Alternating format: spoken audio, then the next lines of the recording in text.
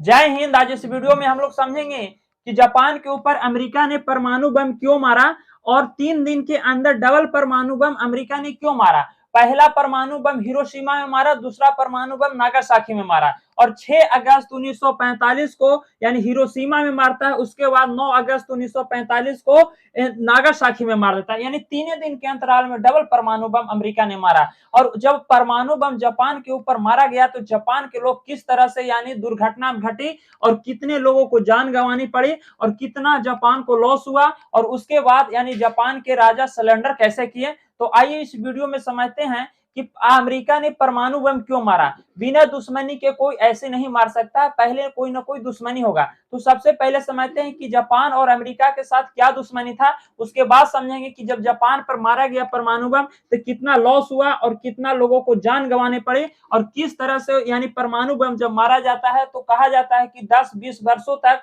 उसका side effect देखने को मिलता है परमाणु बम, क्योंकि परमाणु बम जब मारा जाता है तो उसमें से धमाका के साथ उसमें से रेडिएशन निकलता है, जो रेडिएशन बहुत समय तक वातावरण को प्रदूषित कर देता है, उसके साथ साथ आदमी का डीएनए भी चेंज कर देता है। तो सबसे पहले समझते हैं कि अमेरिका ने परमाणु बम यानी जापान पे मारा क्यों, मारने का मेन रीजन क्या था। सबसे पहले इसे समझते हैं।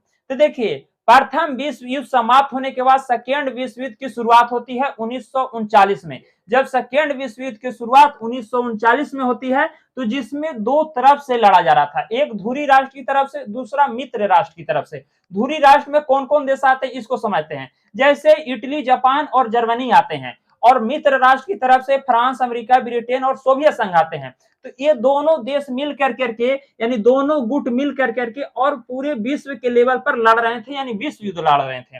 यानी धुरी राष्ट्र की तरफ से जर्मनी, इटली और जापान था और मित्र राष्ट्र की तरफ से फ्रांस, अमेरिका, ब्रिटेन और सोवियत संघ था। ऐसे ऐसे यानी मित्र राष्ट्र की तरफ से बड़े देश थे लेकिन धुरी राष्ट्र की तरफ से छोटे छोटे देश थे। तो ये जब रहा 20 शुरुआत होती है 1939 में, तो क्या होता है कि इटली के राजा हिटलर की मृत्यु हो जाती है यानी द्वितीय विश्व युद्ध में यानी सेकेंड वर्ल्ड वार में। जब सेकेंड वर्ल्ड वार चालू होने के बाद मृत्यु होती है तो यानी उनका जो सेना था वो बिखर जाता है। जब सेना बिखर जाता है तो यानी सेकेंड वर्ल्ड वार में फिर सहयोग करना सभी सेना बंद कर देते हैं, जिसके कारण जो धुरी राष्ट्र थे उसका तरफ से डैमेज होने लगा, क्योंकि धुरी राष्ट्र में जर्मनी, इटली और जापान आते थे और मित्र राष्ट्र में फ्रांस, अमेरिका, ब्रिटेन और सोवियत संघ आते थे।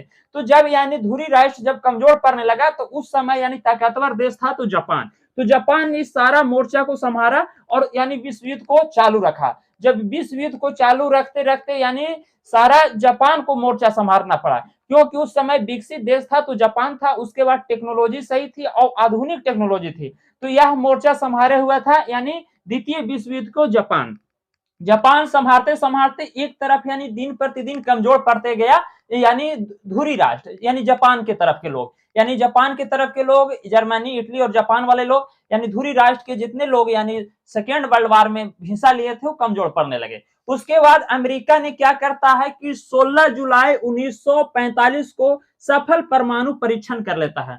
16 जुलाई 1945 को जब सफल परमाणु परीक्षण हो जाता है तो कहता है अमेरिका कि अब हम सेकेंड वर्ल्ड वार को लंबा नहीं खींचेंगे, अब सारी जितने हमारे धुरी राष्ट्र के लोग हैं उनका हम सारा को कब्जा कर लेंगे। जिसके कारण यानी अमेरिका के राष्ट्रपति कहते हैं हिरोहिटो, जो जापान के राजा थे हिरोहिटो से कहते हैं कि तुम सरेंडर करो यहां, और सरेंडर नहीं करेगा तो हम परमाणु बम मार देंगे, क्योंकि हम एक परमाणु संपन्न देश बन चुके हैं। उसके बाद परमाणु यानी हिरोहिटो जो राजा थे जापान के, उन्होंने जापान को सरेंडर करने के लिए नहीं तैयार हुए। सरेंडर करना माने आत्मसमर्पण कर देना, यानी हम संकल्प लेते हैं कि आप जो कहिएगा वही हम करेंगे। जैसे आप हमें फांसी दीजिएगा तो दे दीजिए, आप हमें मारिएगा तो मारिए, आप मैं यानी देश के जितना सामान है ले जा सकते हैं, आप हमें कहीं चोरी करने के लिए कहिएगा तो हम चोरी करेंगे। यह रहा यानी सरेंडर करना।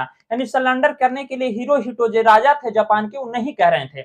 जब नहीं कह रहे थे तो उसी समय 6 अगस्त 1945 को हिरोशिमा में एक परमाणु बम मार देता है अमेरिका ने, जिस परमाणु का नाम रखा गया लिटिल बोवाई परमाणु, यानी प्रथम देश ऐसा था जो जापान पर मारा परमाणु बम, और जापान पर परमाणु बम मारते यानी जापान के हिरोशिमा तहस नहस हो गया, जिसमें 80,000 लोग डायरेक्ट मर गए, यानी परमाणु धमाका होते समय सेकेंडों भर में मर गए।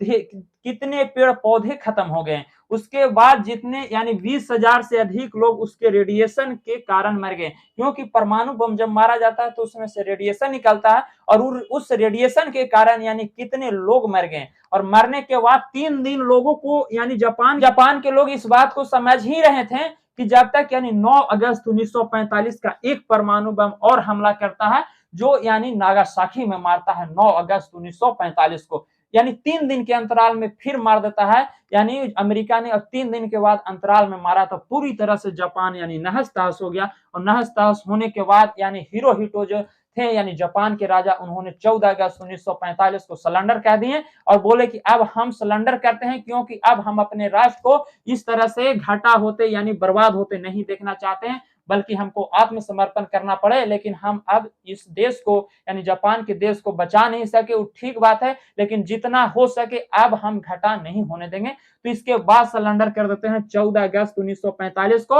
और जो सेकेंड यानी परमाणु बम मारा था उसका नाम था फैटमैन।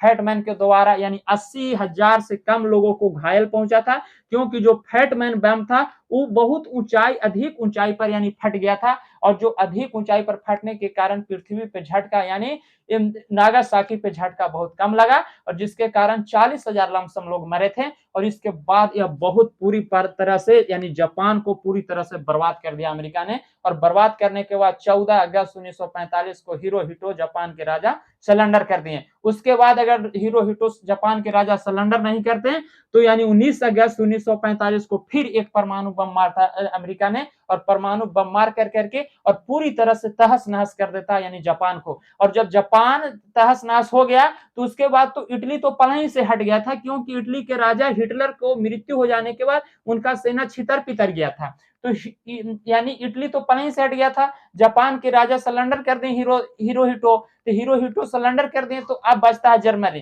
तो जर्मनी क्या करेगा? उसके बाद यानी वर्ल्ड वार समाप्त हो जाता है। यानी 1939 से शुरू होता है और 1945 को यानी जब यानी जापान के राजा हिरोहितो सरेंडर करते हैं उसके बाद वर्ल्ड वार समाप्त होता है। तो आई होप कि आप इस वीडियो में बहुत ही अच्छी तरीका से समझ पाए होंगे कि जापान पर अमेरिका ने परमाणु बम क्यों मारा और मारने का क्या कारण था और किस तरह से जापान बर्बाद हो गया। और फिर भी बर्बाद होने के बाद आज भी यानी बहुत विकसित देश है, क्योंकि जब अधिकतर टेक्नोलॉजी जापान से खरीदी जाती है और जापान आज टेक्नोलॉजी में आगे निकल गया है। भले ही कोई सताए लेकिन उसका यानी असलियत को नहीं सता सकते हैं, उसकी काबिलियत को नहीं छीन सकते हैं।